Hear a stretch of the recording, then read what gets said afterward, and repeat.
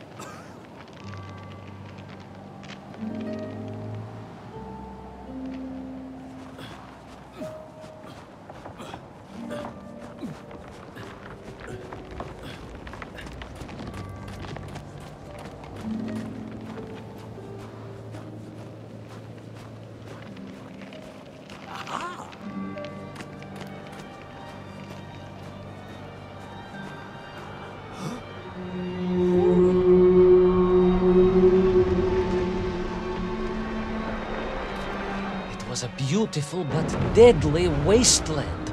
Freezing cold, brutally chilly, enough to kill a man in hours. Yet here you are. Indeed, General. An impoverished childhood playing in the streets of Omsk during those bitter winters had made me hardy. I thought you said you grew up in Altai. Ah, General, the life of a poor toy maker's family. We had to move from place to place just to find work.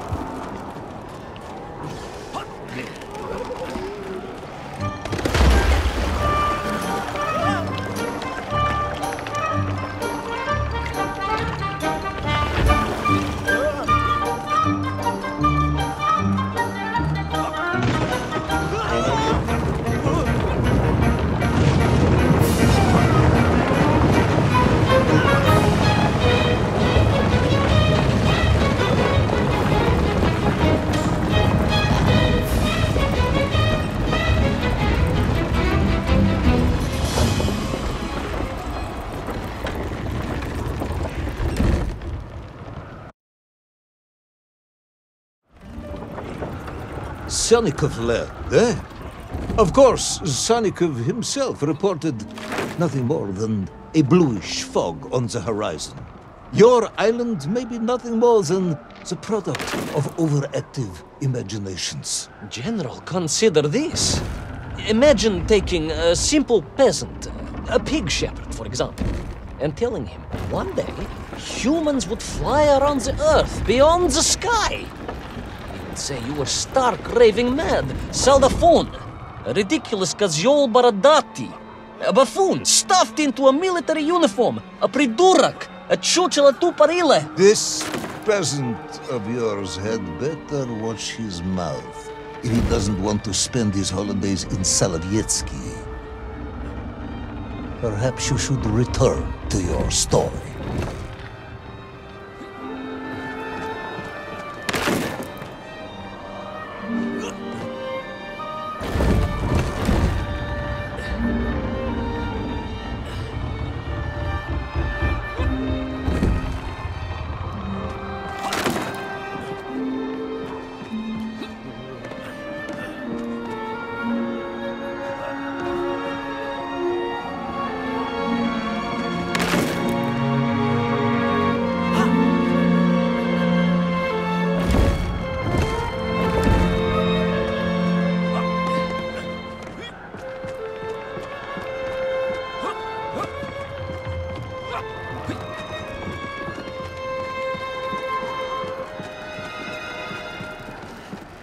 There in the cliff, I could not believe it. A hairy elephant, trapped and frozen in the ice. A mammoth? No, General, a hairy elephant. Who would think such a thing could be?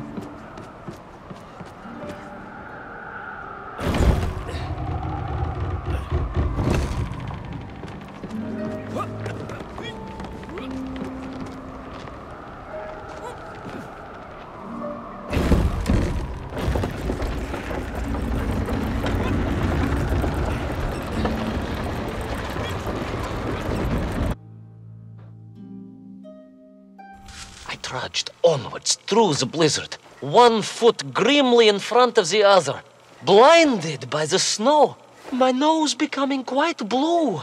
My thoughts of home crushed under the weight of the plummeting temperature. I am bored, Ivan Ivanovich, and sick to my teeth of listening to this rubbish. Let us speak plainly now. You will tell me where my bomb is, or I will have you shot. I am just getting to that, General. Shot! Comrade Primal! Shot with real bullets, fired from a real gun, not some ludicrous Bultavia about lost cities and dinosaurs and mink and mammoth. It was a hairy elf. No! I will not tolerate any more! Where is the bomb, Ivan Ivanovich? Where is Little Orpheus? It was right there. What? It was there. At least I realized it must be. Where? There? On Sonikov land? Yes, General, because as the storm began to clear, I realized with a strange excitement and trepidation that I was not alone on Sonikov land.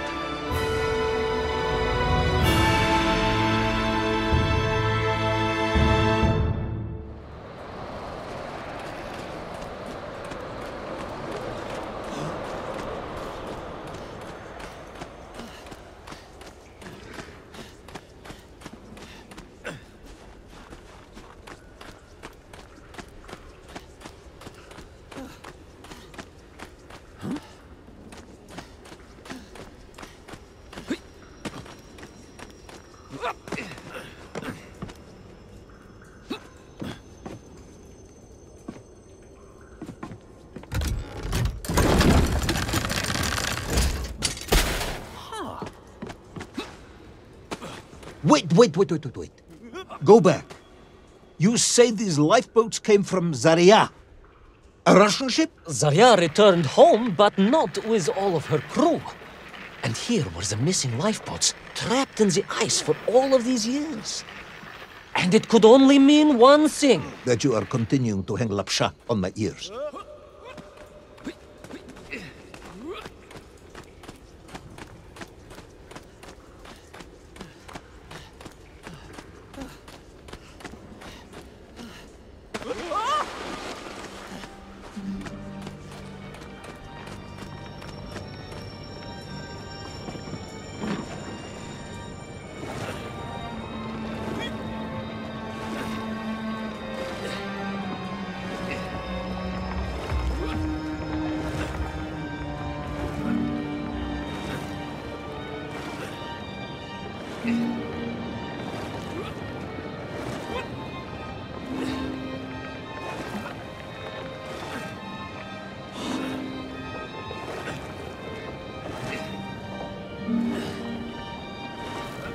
Baron Edward von Toll.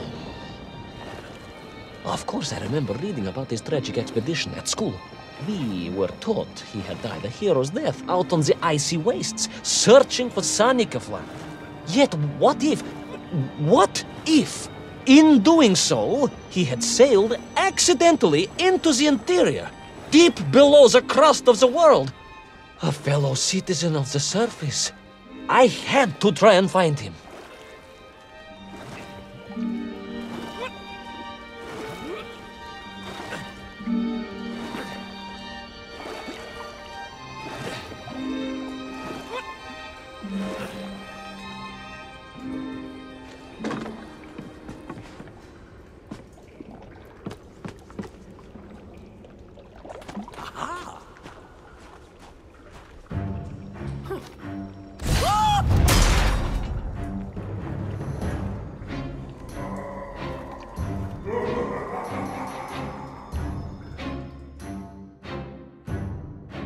A dead explorer stole my bomb. Not dead, General, but quite insane.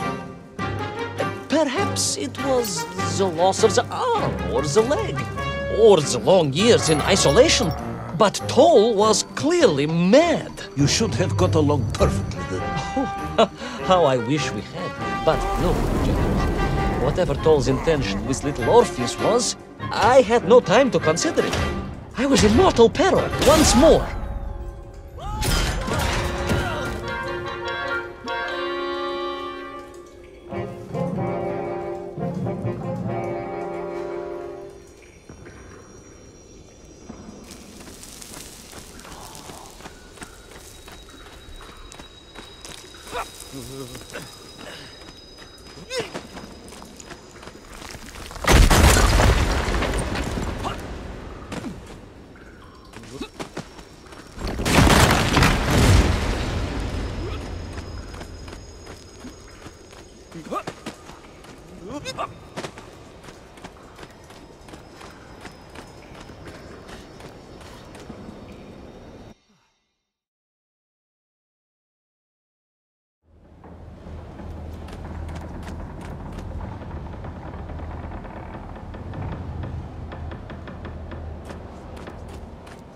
So, you believe that Tol had somehow enslaved the Mienkiv and bent them to his will? I do, General. It was obvious.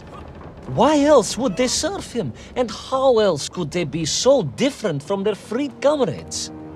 These odd helmets they wore, it was the science of our times. No doubt about it. Although fused with some strange crystal technology I could not recognize. To be honest with you, it didn't seem appropriate to stop and ask them.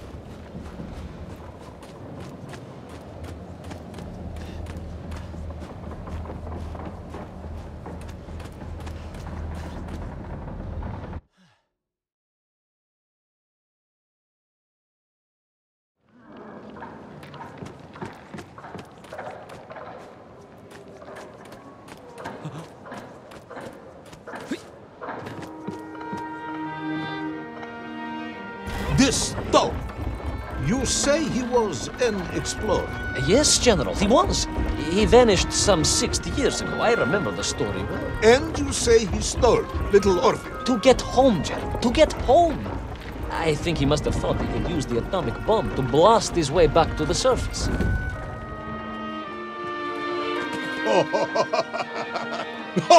Brilliant, Ivan Ivanovich! And you expect me to believe that 100-year-old madman not only survived below the Earth's crust, but enslaved his Mienkiv, explored the lost worlds, and discovered the secrets of atomic power, all by himself? A Tsarist general! An imperialist! No doubt harking back to the terrible days before the Great Revolution. And Estonian! Estonian? Estonian, General! They are wily people.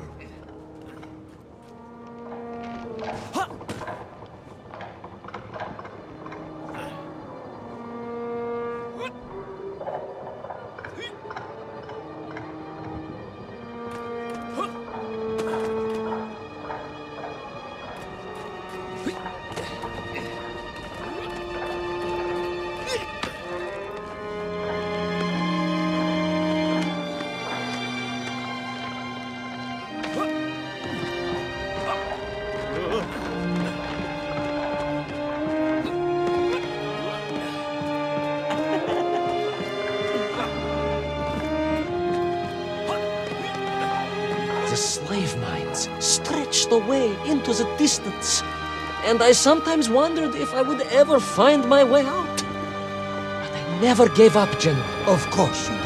You are a hero, Ivan Ivanovich. No, General, no, I am no hero. I am a simple toy maker's son from Tomsk. Omsk. General? Omsk. You said Tomsk. I said Omsk. You said Tomsk. General, I think I am well aware of the city of my birth. Perhaps all the moving around as a child confused you.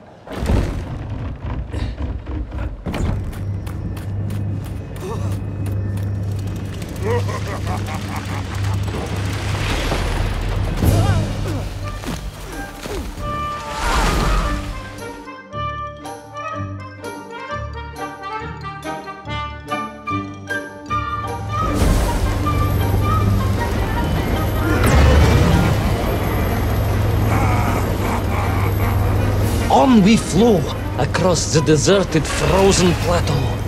I was single-handed in my pursuit, dogged in my determination.